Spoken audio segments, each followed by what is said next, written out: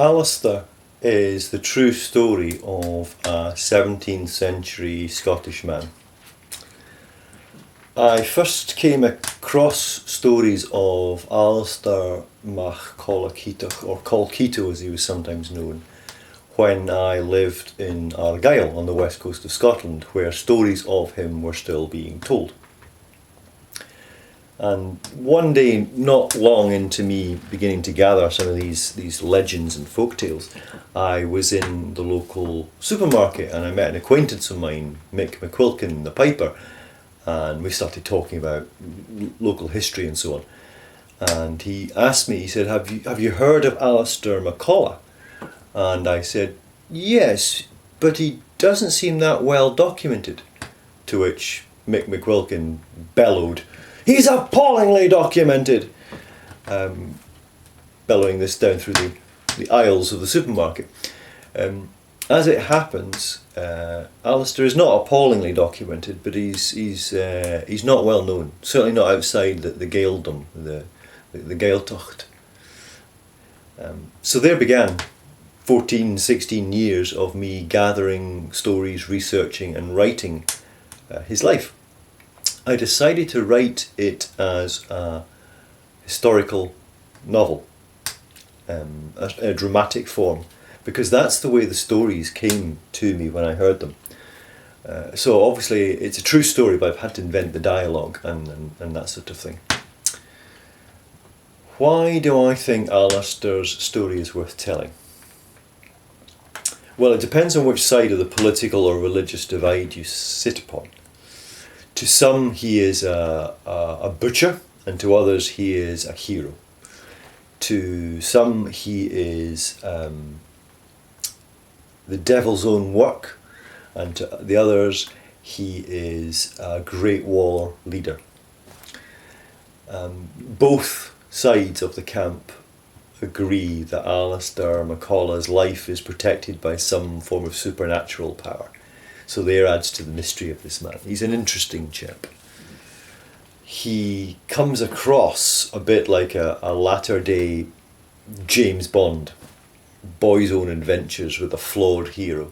Or if you know George MacDonald Fraser's Flashman Diaries, or Bernard Cornwell's Sharp. So this is the kind of adventuresome character that he is.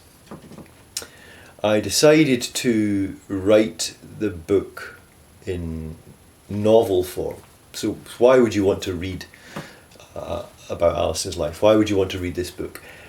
Because it's a true story, and if you're interested in Scottish-Irish history, for the story actually begins in Ireland, of the 17th century, it's full of period colour, turns of phrase, domestic detail. So I've tried to bring his time alive. So if that's what you're into, reading about real people but in dramatic form, shall we say. So I think he's worth following. I think he's an interesting chap. I'll give you a little reading from book one. This is from the first book. So here we have, it's quite near the beginning, and the Irish have just risen up in the winter of 1641. The Catholic Irish have risen up against the Protestant landowners, their overlords. And Alasdair is dragged into this, and he finds himself in Dunluce Castle on the Antrim coast, almost facing Scotland. And he is there in the Earl of Antrim's home, but the Earl of Antrim is conspicuously absent. His leadership in this civil unrest is absent. However, his Antrim's sister, Rose MacDonald, is there, and I also introduced at this point Captain Digby, who is probably an Englishman, was probably an Englishman, but he is definitely the constable of the castle. It's quite a high-ranking position. So here we go. I was thinking this was a peasant revolt when the story came that the powerful Sir Felemy O'Neill was organising the rebels and putting his name to it in Tyrone to the southwest, around Omagh way. This was very close to us. but 2 days' ride. I would have thought that it was too soon for any of the noblemen to nail a colour to either mast. Many of them remembered personally the flight of the Earls 30 years before. They had much to lose by falling out of favour with King Charles or the Irish lords in Dublin. I was discussing this with Captain Digby in the mainland court guard room of Dunluce a couple of days later, as I was about to leave for Dunseverick.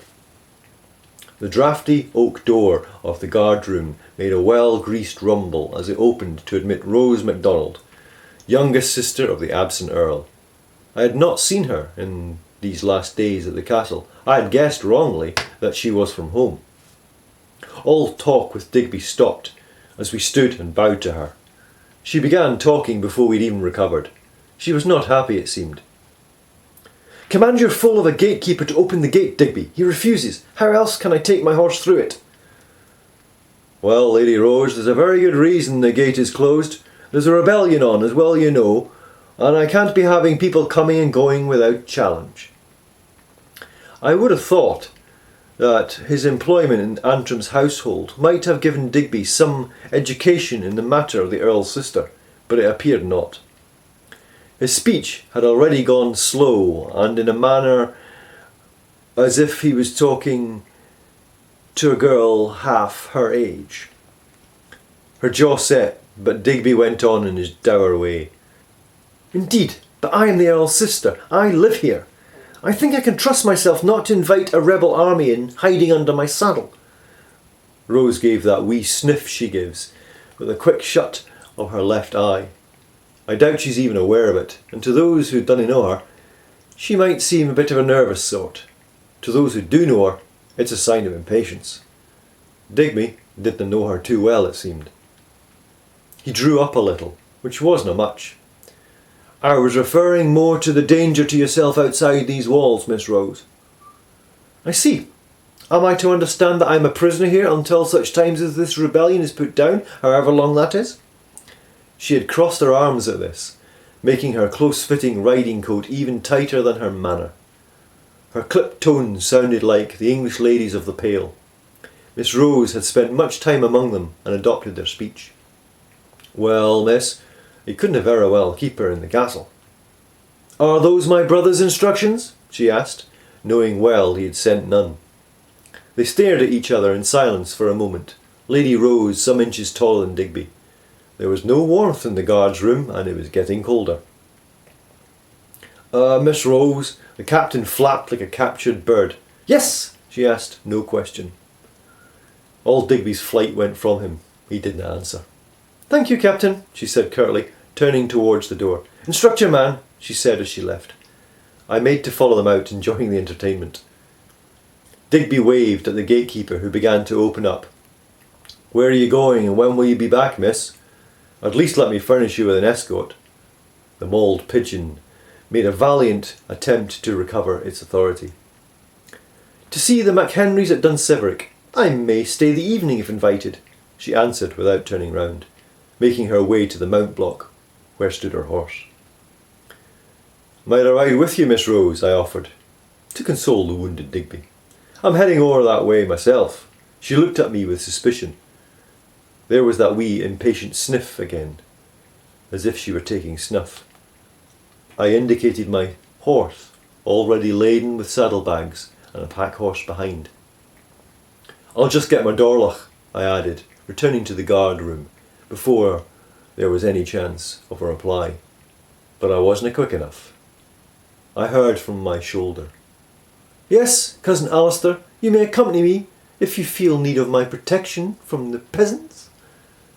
Perhaps not a well-advised comment, given that many of the peasants were camped in the courtyard, and would surely have heard her. The gates rumbled open, and Rose clicked her horse to a fair pace. I pursued.